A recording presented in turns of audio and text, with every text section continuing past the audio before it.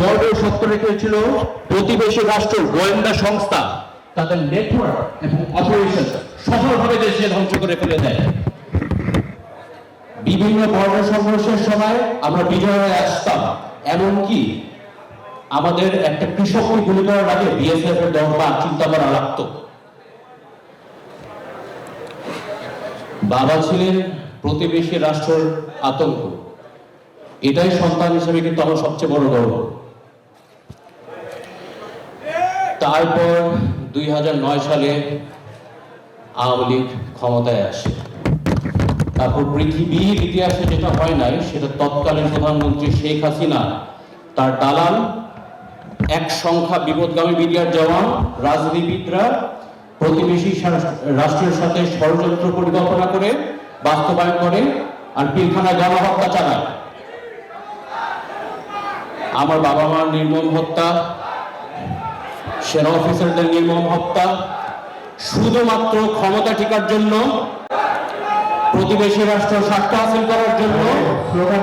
আজকে খুব শোকাবহ দিন, অনেক বেদনা বিদুর দিন। আমাদের একজন শহীদের ছেলে বক্তব্য রাখছে, আজকে স্লোগানটা দিবেন না, অনুগ্রহ করে। ধন্যবাদ। আর বাবা মার নির্মম হত্যা, সেনা অফিসারদের গণহত্যা করেছে শুধু প্রতিবেশী রাষ্ট্র স্বার্থ হাসিল করার জন্য আর তাদের আধিপত্য দেশে বিস্তার করার জন্য।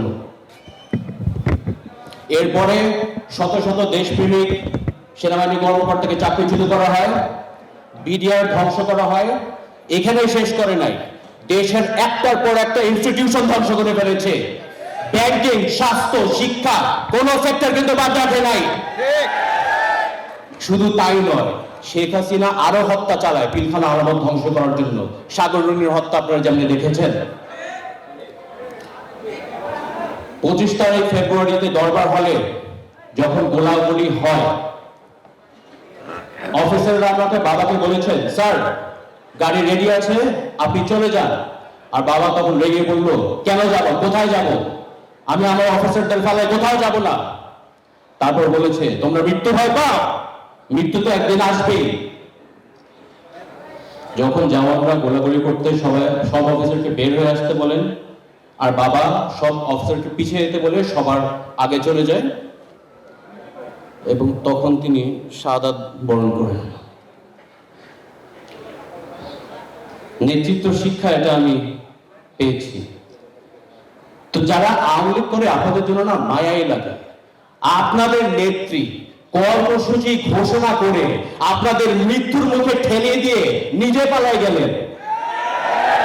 আপনারা এনার জন্য যুদ্ধ করছেন, ইনাকে ক্ষমতা বসার চেষ্টা করছেন।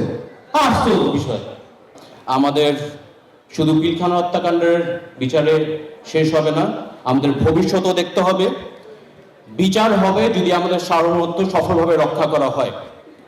বিচার হবে যদি পিলখানার মতো জঘন্য হত্যাকাণ্ড বাংলাদেশের ইতিহাসে আর না হয়। আমি চাই না অন্য কোনো পরিবার ফেস করুক যেটা 16 বছরে আমাদের ফেস করতে হয়েছে। 31 দফা আউটলাইন স্ট্রাকচারে একটা পয়েন্ট আছে of administrative reform, civil and military reform একটা পয়েন্ট আছে। এটা এমনভাবে বাস্তবায়ন করতে হবে যেন আমাদের ইনস্টিটিউশন কখনো কম্প্রোমাইজ না হয়ে যায়। আপনারা যদি পড়ে দেখেন, 31 দফা আউটলাইন কিন্তু কোনো শুধু ইনস্টিটিউশনাল রিফর্ম নয়, এটা একটা রোড ম্যাপ টুয়ার্ডস এ সোশ্যাল রিফর্ম।